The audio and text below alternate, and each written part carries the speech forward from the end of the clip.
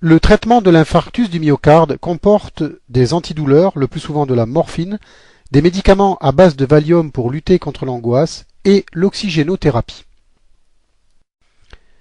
Avant l'hospitalisation, et quand le service spécialisé en cardiologie est éloigné de plus de 60 minutes, il est parfois indiqué de procéder à une thrombolyse préhospitalière. Ceci est obtenu en injectant un produit destiné à dissoudre le thrombus à l'intérieur de la coronaire.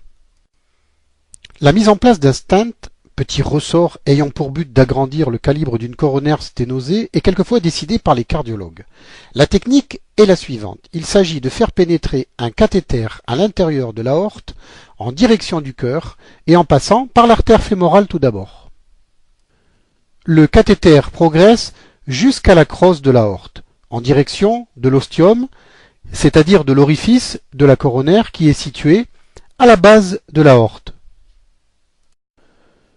Nous voyons ici le cathéter progresser en direction de cet ostium à l'intérieur duquel il va pénétrer pour gagner la coronaire elle-même.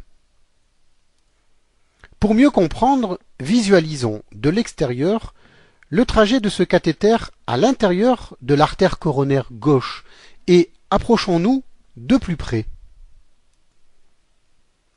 À l'extrémité de ce cathéter se trouve le stent.